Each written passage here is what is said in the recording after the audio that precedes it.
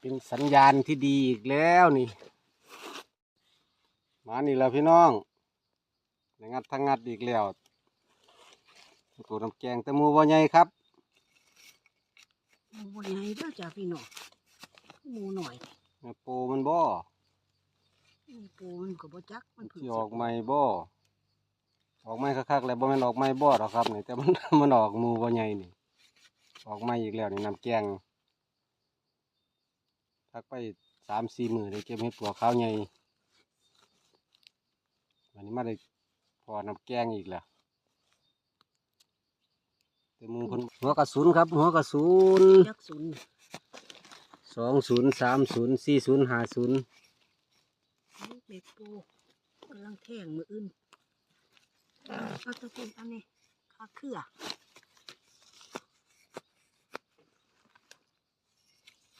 หัวกระสุนจุ๊บ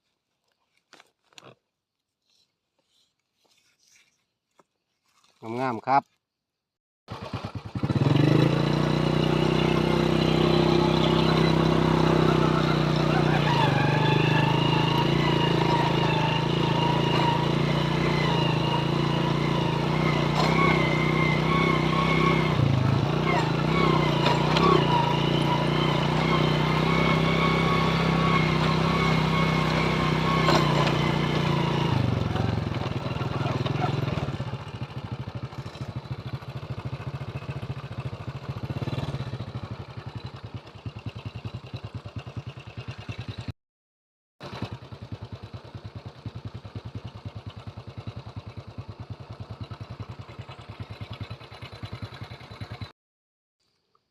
สวัสดีครับสวัสดีค่ะสวัสดีFC ทุกท่านครับ FC เก่า FC ใหม่ท่านผู้ชมทั้งในและต่างประเทศครับวันนี้อยู่กับช่องตะเพ่งซาเราเก่าแล้วครับพาเขาโคกับปลาต่อกันมื้อนี้เสาร์วันที่12ครับ2 กันยายน 65ขอบคุณทุกคอมเมนต์ทุกไลค์ทุกแชร์ทุกการรับชมช่องตะเพ่งสายรอมาตลอด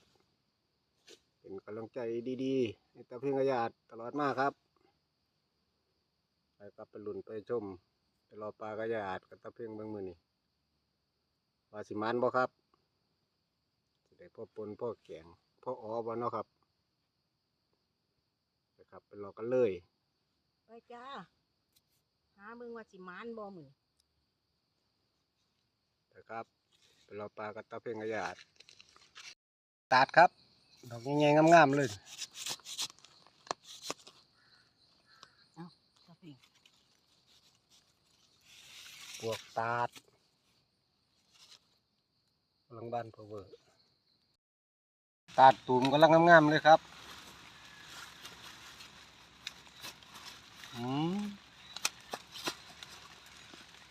ขาบางอย่างใหญ่เลยครับ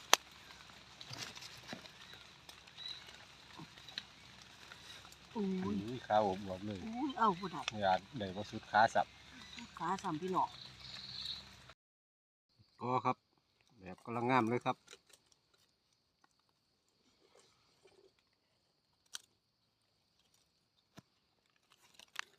กี่หน่อยมันครับ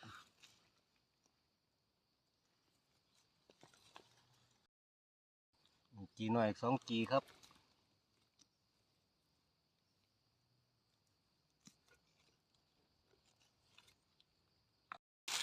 แป้งกำลังงามๆเลยครับ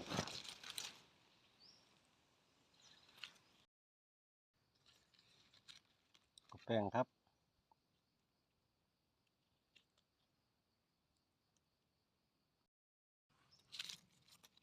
กับแป้งครับ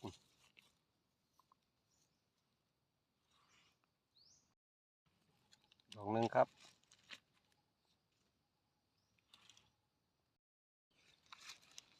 กับแป้งดอกนึงครับ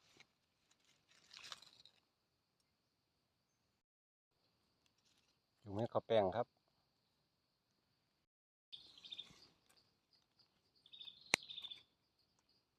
2 ดอกครับมันพึ่งหวาน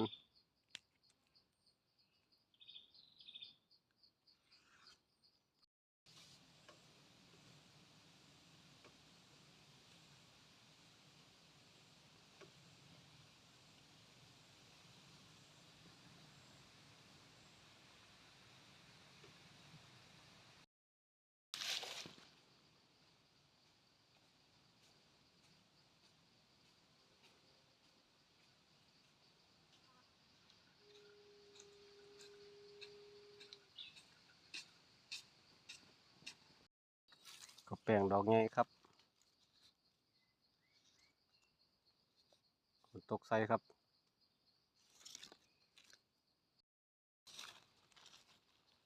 เห็นน้ำหมากกีนึงครับ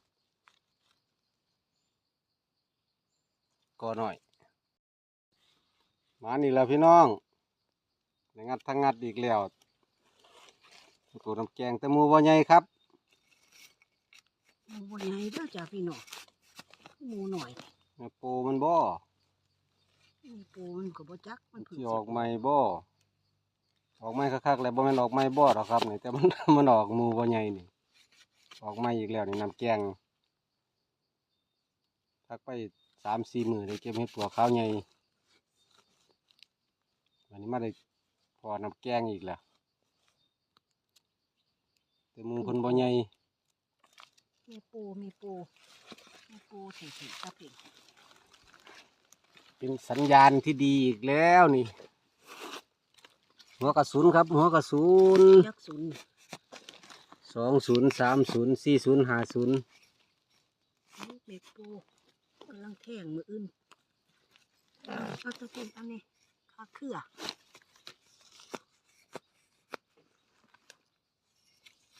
หัวกระสุนจุ๊บ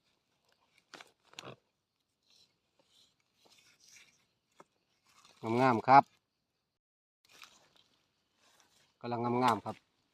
น่าจะพอหมูบักไง นกกระพิง โอ้ย กำลังออก กำลังงามเลยครับนี่ กำลังออกเท่ๆเลยพี่น้องพอสันหมูใหญ่ล่ะเฮ็ดน้ำแกงได้สิหมูหน่อย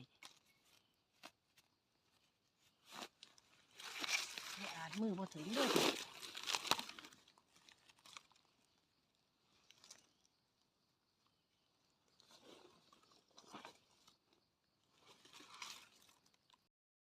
งัดทั้งงัดจักเครื่องกับตาคือเก่าเนาะพี่น้องน้อยคักเลย10 กว่าดอกหนึงพี่น้อง แม่ปูปกติเฮ็ดปวกน้ำแกงสิออกหมูบ่หน่อยเด้อพี่น้องคือจังสิหน่อยเ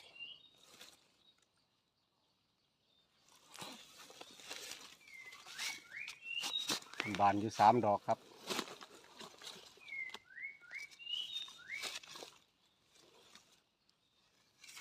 แม่หัวถ่วน มีปูเพิ่นแท้3 ดอกนี่ แม่หัวถ่วน ดอกงามขาอวบอยู่ครับนี่ยังขาวๆหน่อยๆพี่น้อยน้ำขาน่ะนั่น เสือมัน เสือมันรู้นั่นดอกไม้เด้วยนั่น กำลังสิออก ดอกไม้ตั้งหากขึ้นมาข้างดอกบานบางหนึ่ง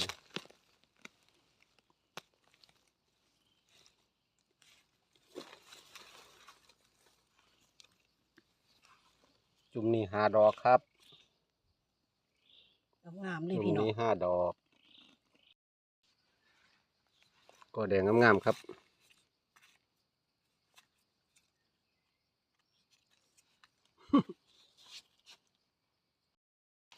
ดอกหน่อยเพิ่นครับ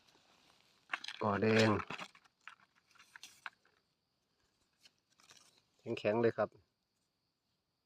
1 ดอกครับดอกใหญ่ๆเลยครับ งามเลยจ้ะ นี่ครับผลงานของเฮามื้อนี้ครับใบแกงใหญ่อยู่ครับยางเลาะจนลอยครับหัวหมูบ่ใหญ่ปานใดครับเห็ดรวมเห็ดขาวมาสายๆมากับฝนกระตกห้ามมาพักในทางอีกครับ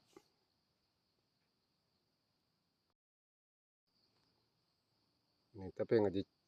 จบคลิปไว้เพียงส่ำนี้แหล้วครับนี่ถือว่าได้พ่อแกงอยู่ขอบคุณทุกคอมเมนต์ทุกกำลังใจทุกไลค์ทุกแชร์ครับขอบกันใหม่คลิปหน้าครับ